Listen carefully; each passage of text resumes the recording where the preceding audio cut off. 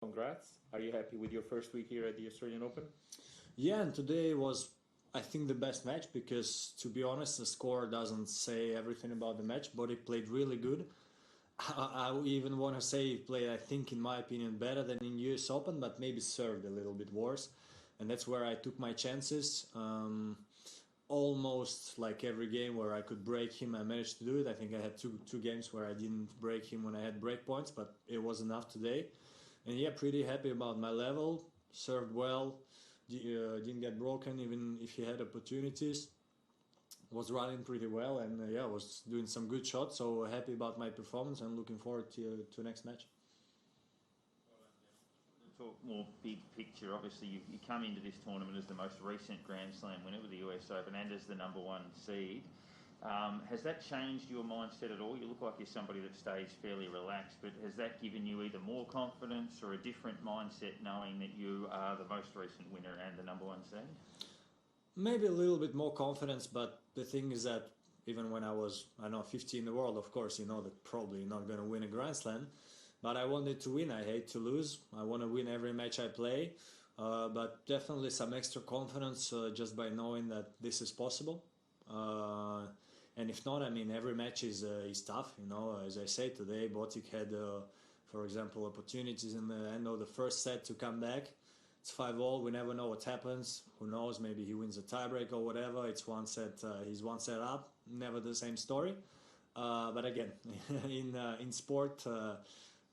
We don't, talk about the past because yeah, anything could happen. But what happened. So yeah, I'm feeling just confident and great about my game. But your next opponent, Maxime Cressy. I'm not sure how much you've seen of him, but he's a rare serve and volleyer in men's tennis right now, which you haven't seen many of in recent years. What do you think about that challenge, and if that can be a effective style for a top player in this era of men's tennis? Yeah, I mean, first of all, never played him, and yeah, didn't he still haven't had like too many finals, so I didn't watch a lot of his matches, but I saw some. I remember, for example, watching in the physio room. He beat Kareni Busta in the tiebreak of the US Open. Was a great victory, and that's when you start saying, okay, he actually can beat top guys in a Grand Slam. Started the year with a final. Now he's in the fourth round of a slam, and going pretty confident. We'll have to prepare well tactically, mentally. I mean, I heard he serves pretty well. So if you don't have a good serve, probably you won't serve and volley, and it's not going to be effective. So I do think it's possible, yeah, to be a top player like this. But no matter what you do, slice, serve and volley, return good.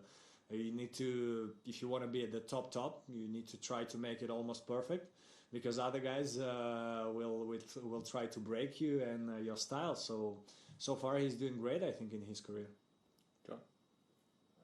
Daniil, you had experienced some issues with the crowd the other night. How did you feel today? Do you feel like people are warming to you here? I mean, you've had a lot of support here in the past. It just seemed like a once-off the other night. How are you feeling about it?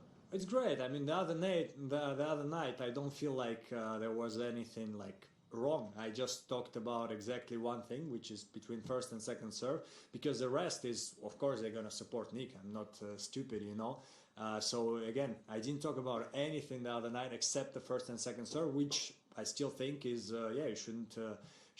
And I actually wasn't wrong in my speech because I said booing, but what I meant is that, and I saw it in other matches. When you miss a first serve, and then there are a lot of guys like applauding, like going crazy, and that shouldn't happen. But of course, you can't control everybody. And today was great, and it was pretty funny the post-match interview, because of course you cannot speak to the crowd, like you cannot have a chat with them for 2 hours. But that's the only small moment where you can interact with them, and I feel like it's fun.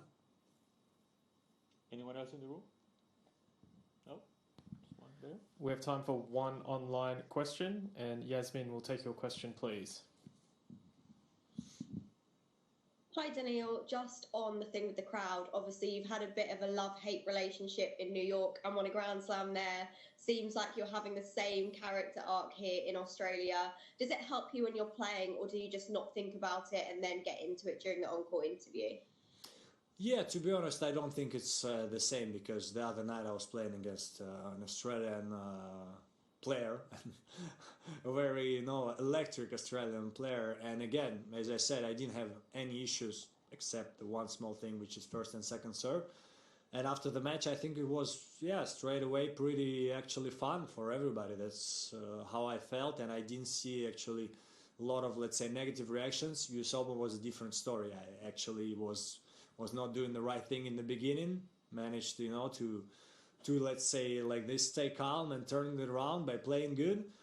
Here straight away, this match, I like coming to Australia. I feel like people support me in general here. I want to even say feel in a way like home. Every January you are here. That you're gonna be there. So I do think it's much more ups than downs with the Australian crowd.